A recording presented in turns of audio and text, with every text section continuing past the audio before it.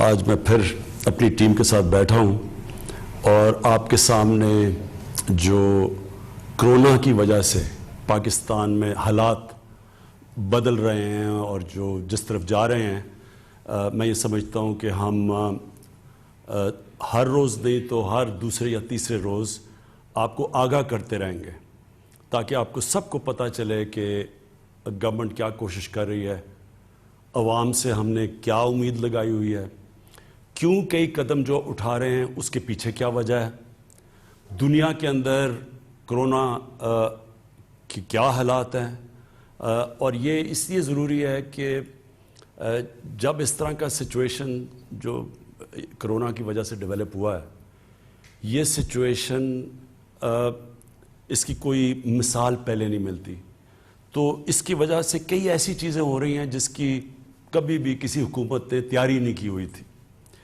تو سب سے پہلے تو میں آپ سب کو مبارک دیتا ہوں، اپنی قوم کو مبارک دیتا ہوں کہ اور اللہ کا خاص طور پہ اللہ کا شکر ادا کرتا ہوں کہ جو ہم اس وقت کیلکولیٹ کر کے بیٹھے تھے، اور کیلکولیشن کون کرتا ہے؟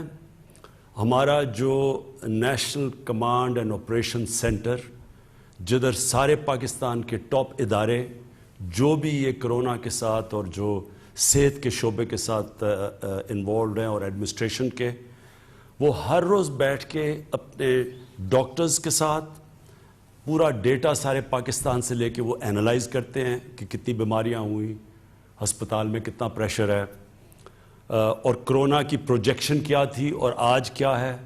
تو یہ ہر روز یہ مسلسل یہ انالیسز ہو رہا ہوتا ہے، جائزہ لیا جا رہا ہوتا ہے، اور اس کے مطابق جو میں آپ کو مبارک دینا چاہتا ہوں کہ اس کے مطابق آج نہیں 25 اپریل تک ہم اندازہ یہ تھا کہ 50,000 کرونا کے مریض ہوں گے پاکستان میں، اور آج جو ہم کیلکولیٹ کر رہے ہیں انشاءاللہ 12 سے 15,000 تک کرونا کے مریض ہوں گے۔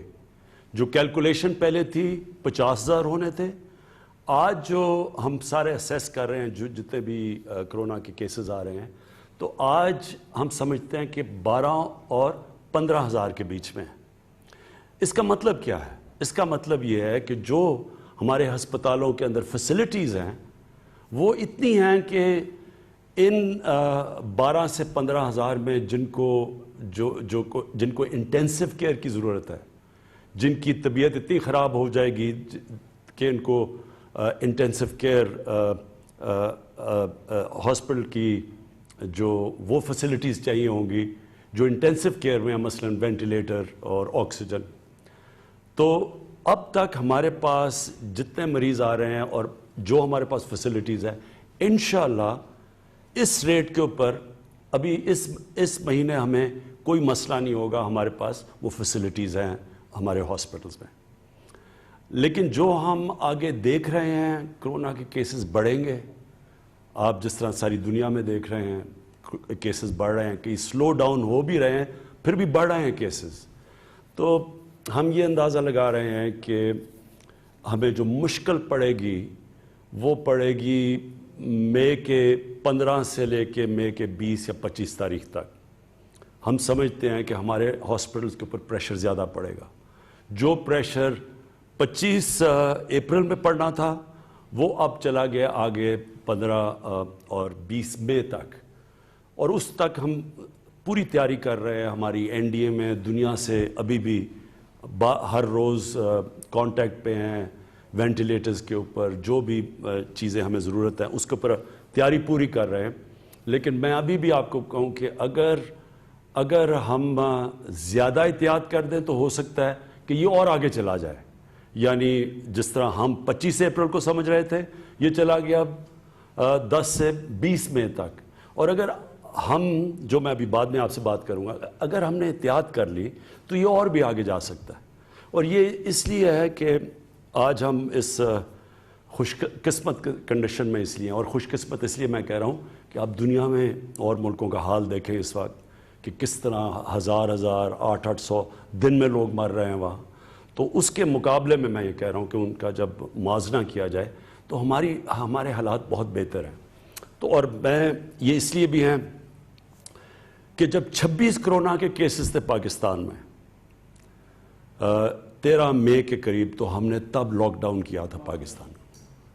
ہاں 13 مارچ کو, تو ہمارا 26 فروری کو پہلا کیس آیا تھا, اور جب ہمارے 26 کیسز ہوئے تو 13 مارچ کو ہم نے اپنا لاک ڈاؤن شروع کیا تھا.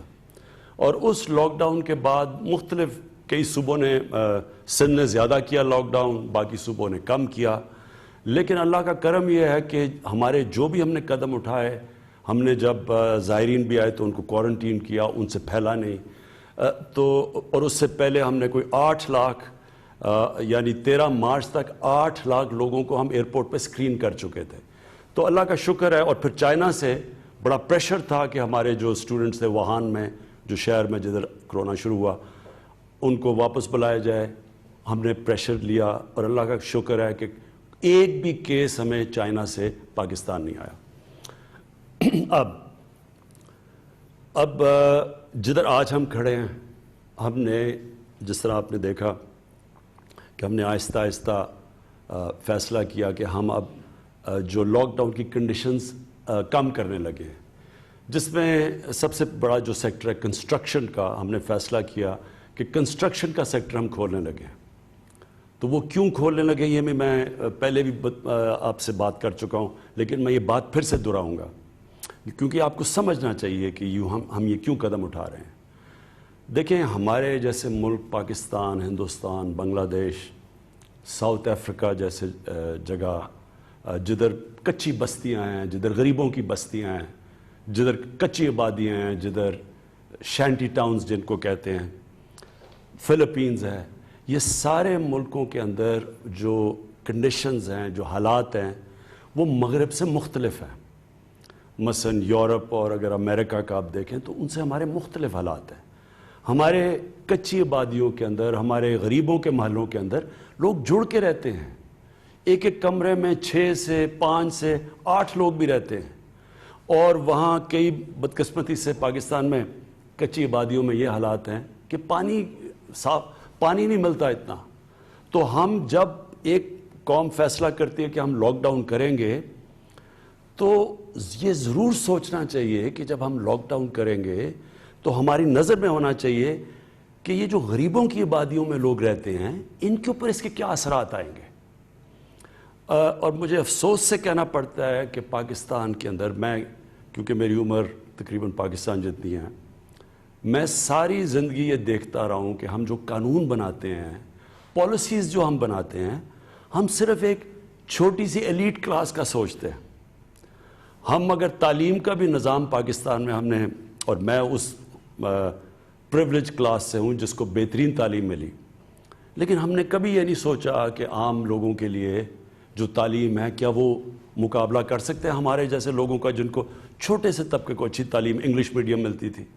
اسی طرح ہم نے آہستہ آہستہ گورنمنٹ کے ہسپتالوں کو تباہ ہوتے دیکھا. غریب لوگوں کے لیے گورنمنٹ ہاسپٹل اور امیروں کے لیے پرائیویٹ ہاسپٹلز, اور جو سپر رچ تھے ان کے لیے لنڈن کے اندر علاج کروانا. یہ ایک طبقاتی نظام پاکستان میں ڈیولپ ہوا. طاقتور اگر عدالت میں جاتا ہے اس کے پاس بڑے بڑے وکیل ہوتے ہیں, وہ امیروں کے لیے پرائیویٹ ہاسپٹلز اور جو سپر رچ تھے ان کے لیے لنڈن کے اندر علاج کروانا. یہ ایک طبقاتی نظام پاکستان میں ڈیولپ ہوا. طاقتور اگر عدالت میں جاتا ہے اس کے پاس بڑے بڑے وکیل ہوتے ہیں, وہ جو مرضی ڈاکے مارے وہ بچ جاتا ہے. جیلوں میں غریب بھرے ہوئے ہیں. یہ جو ہماری مائنڈ سیٹ ہے, جب ہم لاک ڈاؤن کرتے ہیں ہمیں یہ اور سوچا نہیں. 18 امینڈمنٹ کے بعد صوبوں کے پاس اختیارات ہیں, وہ اپنے فیصلے کر سکتے ہیں. تو جس طرح فیصلے کیے گئے, میں اپنی طرف سے کہتا ہوں کہ میں پہلے دن سے کہہ رہا تھا کہ جب ہم فیصلے کرتے ہیں تو کیا ہم سوچ رہے ہیں کہ ہمارے جو غریب لوگ ہیں ان کا کیا بنے گا. اور جو ہم نے فیصلے کیے, اب مجھے جو سب سے زیادہ خطرہ یہ کرونا کا نہیں ہے اس وقت. میں ایز پرائم منسٹر پاکستان یہ کہتا ہوں کہ مجھے سب سے زیادہ خطرہ یہ ہے کہ لاک ڈاؤن کی وجہ سے جو ہمارا کمزور طبقہ ہے, غریب طبقہ ہے, اس کے کیا حالات ہیں، اور مجھے خطرہ ہے اس کا، کیونکہ میں سیدھی بات کرتا ہوں. آپ اگر امریکہ میں دیکھیں، انگلینڈ میں جدھر میں نے بہت ٹائم گزارا ہوا ہے، وہاں کا جو مزدور ہے وہ زیادہ تر تقریباً 100% رجسٹرڈ ہے. ہوگا 2-3% نا رجسٹرڈ، لیکن وہ رجسٹرڈ ہے. اور آج اگر امریکہ میں یا انگلینڈ میں دیکھ لیں، کینیڈا میں دیکھ لیں، وہ کیا کر رہے ہیں کہ جیسے جیسے وہ بے روزگار ہو رہے ہیں ان کو ڈائریکٹلی پیسے جا رہے ہیں. ان امپلائمنٹ بینیفٹس ہیں وہاں، ان کے بینکوں کے اندر پیسے جا رہے ہیں، کیونکہ ان کے پاس لسٹ ہے ان کی مزدوروں کی. تو جو بھی مزدور اپلائی کرتا ہے کہ جی میں بے روزگار ہو گیا ہوں، وہ پھر گورنمنٹ اس کو پیسے دے رہی ہے، ان کے پاس ریکارڈ ہے. ہمارے 75 سے 80% جو مریض ہے وہ انفارمل سیکٹر میں ہے، اس کی ہمارے پاس کوئی ریکارڈ ہی نہیں ہے. تو جب یہ ہوتا ہے تو گورنمنٹ کیسے اس کی مدد کرے؟ ہمیں کیسے پتہ ہے کہ ہم ان کے کیسے مدد کریں؟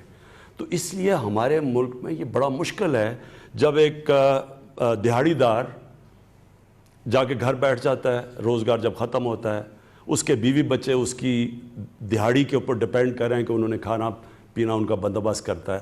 ہو سکتا ہے وہ 1 ہفتہ 2 ہفتے بیچارے اپنے ساری جو بھی بچایا ہوا ہے ان کو وہ خرچ کر دیں. تو آخر میں ان کے پاس کیا چوائس ہے؟ یا تو سوشل سیکیورٹی سسٹم ہی نہیں ہے. یہ جو مغرب ہے وہاں تو پورا ویلفیئر سٹیٹس ہے، یورپ جو ہے ادھر تو سوشل سیکیورٹی ہے، یہاں تو وہ بھی نہیں ہے.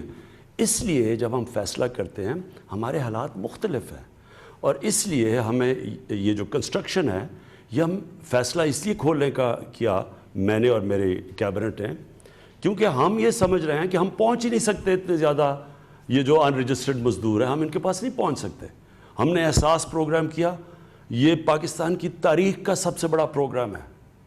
12,000 روپے جو ہم 1,20,00,000 خاندانوں کو پہنچا رہے ہیں، یہ کبھی ہوا ہی نہیں ہے پاکستان میں اتنا بڑا پروگرام، اور وہ بھی میرٹ کے اوپر، یعنی کسی قسم کی سیاسی مداخلت نہیں ہے اس میں.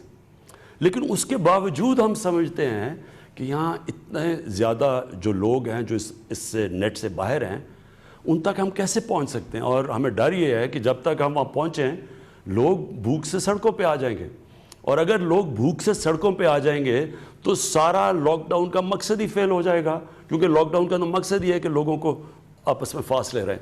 تو اس لیے ہم نے کنسٹرکشن کا شروع کیا. اور میں کنسٹرکشن کی صرف ایک اور بات کرنا چاہتا ہوں. ہم نے کہا کہ جو بھی جس کے پاس پیسہ ہے، چاہے وہ فارمل اکانومی ہے انفارمل اکانومی ہے، ڈکلیئرڈ ہے یا نہیں ڈکلیئرڈ، ہم نے ساروں کو دعوت دی آپ اس میں آ جائیں. اب اس پہ میں دیکھ رہا تھا لوگوں نے شور مچایا، جی دیکھیں یہ کیا ہوا، آپ نے پھر سے ایک ایمنسٹی اسکیم دے دی. یہ ایمنسٹی کی بات نہیں ہے. میں آپ کو سیدھی بتا رہا ہوں کہ امریکہ کا 30 کروڑ ان کی عوام ہے، اور انہوں نے 2,000 ارب ڈالر کا اسٹیمولس پیکج دیا. پاکستان کی 22 کروڑ عوام کا سارا اسٹیمولس پیکج ہے 8 ارب ڈالر. اب ہمارے پاس تو وہ وسائل نہیں ہیں جو امریکہ کے پاس ہے، یا جو جرمنی کے پاس ہے، یا جاپان کے پاس ہے، اٹلی کے پاس ہے. لہٰذا ہم نے تو جو بھی پاکستانیوں کا پیسہ ہے اس ساروں کو اندر کھینچنا ہے تاکہ ہم اس وقت اپنے لوگوں کو ریلیف دے سکیں. تو اس لیے ہم نے کنسٹرکشن میں سب کو کہا ہے کہ آپ شرکت کریں تاکہ ہماری اکانومی چلے، تاکہ لوگوں کو روزگار ملے، تاکہ لوگ بھوک سے بچیں. اس کے علاوہ میری ٹیم بیٹھی ہے، ان سے میں ابھی بار یہ ان سے آپ جو بھی ڈیولپمنٹس ہیں میں آپ کو باری باری یہ آپ کو آگاہ کریں گے. لیکن اس سے پہلے میں 2 اور چیزیں کہنا چاہتا ہوں. میں صرف اپنی پولیس سے کہنا چاہتا ہوں. دیکھیں یہ میں نے 2-3 سوشل میڈیا پہ چیزیں دیکھی ہیں کہ لاک ڈاؤن جو لوگ توڑ رہے ہیں ان کو ڈنڈے مارے جا رہے ہیں. میں اپنی پولیس سے کہنا چاہتا ہوں کہ مجھے پتہ ہے کہ آپ کے اوپر پریشر ہے کہ لاک ڈاؤن مینٹین رکھیں، لیکن دیکھیں یہ لاک ڈاؤن ڈنڈے سے مینٹین نہیں ہوگا. یہ لاک ڈاؤن تب کامیاب ہوگا جب ہمارے شہری خود سمجھیں گے کہ ان کی ذمہ داری ہے، کیونکہ ان کے بھلے کے لیے ہے، یہ ساری قوم کے لیے ہے. کیونکہ اگر کرونا پھیلتا ہے تو ہم جانتے ہیں کہ اس کے ڈائریکٹ اثرات بیماری سے اور انڈائریکٹ لاک ڈاؤن سے ساری قوم کو اثر ہوتا ہے، خاص طور پہ ہمارے غریب لوگوں کو. اس لیے ان کو سمجھائیں. میں جو بھی پاکستان کے اوپینین میکرز ہیں، ہمارے جو آرٹسٹ ہیں، جو ہمارے کالمنسٹ ہیں، جو ہمارے ٹی وی پہ اینکرز ہیں، جو ہمارے علماء ہیں، میں سب کو آپ کو کہتا ہوں کہ آپ سب کا کام ہے کہ عوام کو بتائیں کہ یہ ہم سب کے بھلے کے لیے ہے کہ اگر یہ ہمارا لاک ڈاؤن کامیاب ہوتا ہے، جتنی جلدی کامیاب ہوتا ہے اتنی جلدی ہم واپس اپنے کاروبار کھڑے کر سکتے ہیں، ملک نارم پہ جا سکتا ہے۔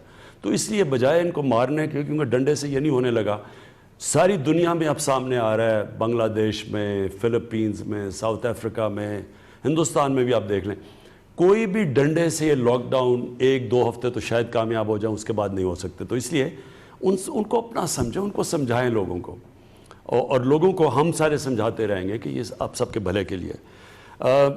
اس کے بعد رمضان آ رہی ہے، اور ہماری مسجدوں کے اندر لوگ عبادت کرنا چاہتے ہیں۔ ہم سب جانتے ہیں کہ رمضان میں ہم سب مسجدوں میں جاتے ہیں، اور ہم چاہتے ہیں کہ وہ ٹائم ہے عبادت کا۔ ڈاکٹر الوی جو پریزیڈنٹ ہیں، انہوں نے علماء سے آج میٹنگ کی ہے، اس کے اندر کئی چیزیں طے ہو گئی ہیں، مجھے بڑی خوشی ہوئی اس چیز کی، اور میں آج اپیل کروں گا جو بھی امام مسجد ہیں کہ آپ پلیز یہ جو طے شدہ چیزیں ہیں کہ کیا آپ نے پریکاشنز لینی ہیں، کیا آپ نے قدم اٹھانے ہیں کہ لوگ مسجد میں بھی جا سکیں اور کرونا سے بھی بچ سکیں، کہ سوشل ڈسٹنسنگ یعنی فاصلے رکھنے ہیں، اس کے اوپر سب عمل کریں۔ کیونکہ دیکھیں، اگر ایک مسجد کے اندر خدا نخواستہ احتیاط نہ کی گئی اور کرونا پھیلنا شروع ہوا تو وہ مسجد کو ہی نقصان ہوگا، ویران ہو جائے گی مسجد۔